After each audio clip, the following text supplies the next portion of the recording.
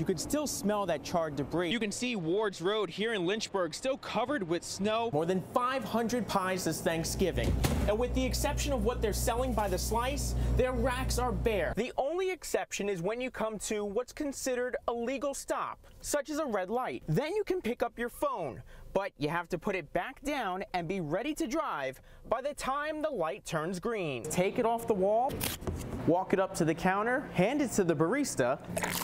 It started with one angry customer last fall, and ever since then, they've been pouring it on. And they'll use these sweeps to steer it down the James River. You can see the flood water behind me receding from what it looked like hours ago, where they called on the university to conduct that third-party investigation. 52-year-old Kimberly Ricketts picked up children in her own personal vehicle. The crime scene unit left this area about a half hour ago. They were here all day investigating what led to that shooting. The General Assembly gavelled in at noon, but there wasn't a whole lot on today's agenda.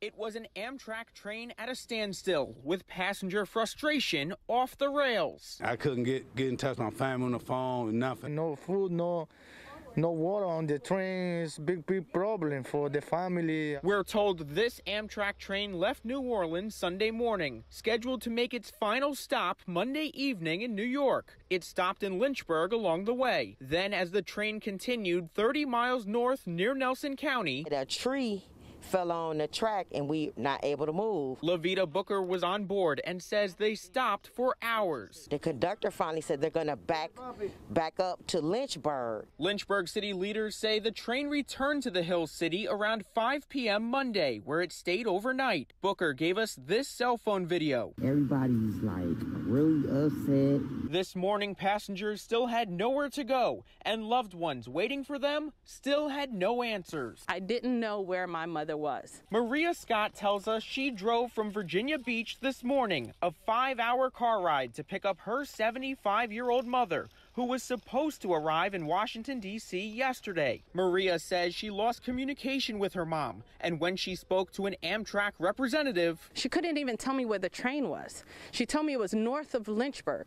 That could be anywhere on this train track. Is it accessible? Will I be able to get my mother off? I had no clear understanding, and that is my gripe with Amtrak. And we were here throughout the day as Lynchburg city leaders and other volunteers brought food to those passengers rather.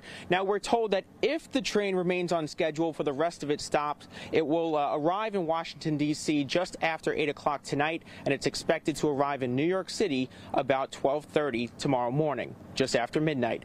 Live tonight in Lynchburg, Tim Harfmann, 10 News, working for you. I sure hope this poor young man knows what he's getting into. It was 5:30 one Friday evening. We'll try to help him out. When Alta Vista Police Chief Tommy Merricks responded to a call he's never received in his 33 years on the job. A lot of times people don't call the police to tell them that they're having a good day. This body cam video shows Merricks pulling over 25-year-old Ben Mitchell in his red pickup truck. I was nervous. I honestly didn't know what to say. Step out the call from him. I was like, he's probably just going to give you a warning. Nope. Chief asked Ben's girlfriend, 20-year-old Sierra Harrison, to get out too. Sarah, do me a favor, step out the call, please. I was a little irritated at that point because I was like, we're going to be super late. He's doing unnecessary surge. And that's when Sierra learned she wasn't just going next door to their first date spot for a sweet treat. Instead, she was getting something even sweeter. There was Ben, on one knee, ring in hand. Tears.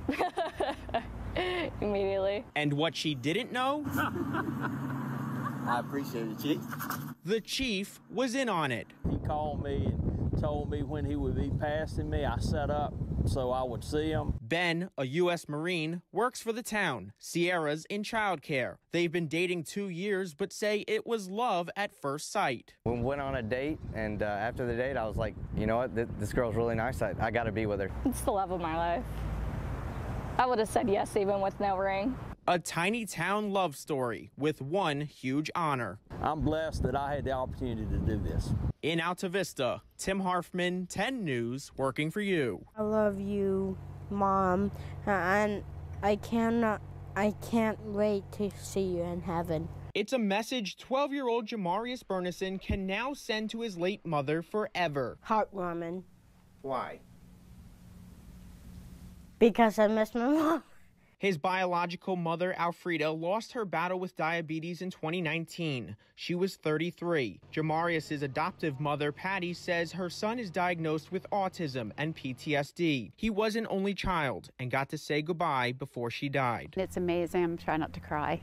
It touches my heart for him because it's something that is very dear. Jamarius expressed that during a visit to Accents, Flags, and Gifts in Lynchburg. Owner Deborah Keeling learned there was no gravestone, only a nameplate, because the family couldn't afford a marker at Old City Cemetery. So she first showed the boy a memorial flag for his mom. I put her name on the back of it and engraved it with the date for him and what he wanted to say.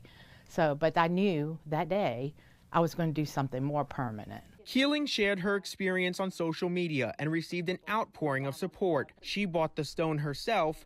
Other people made donations, and $3,000 was put into a savings account for Jamarius's future. What better time for it to work out than at Christmas, the time of giving? Once a total stranger, now family. Deborah is always going to be family to us. I just want to hug her. A message of love, now set in stone. In Lynchburg, Tim Harfmann, 10 News, working for you.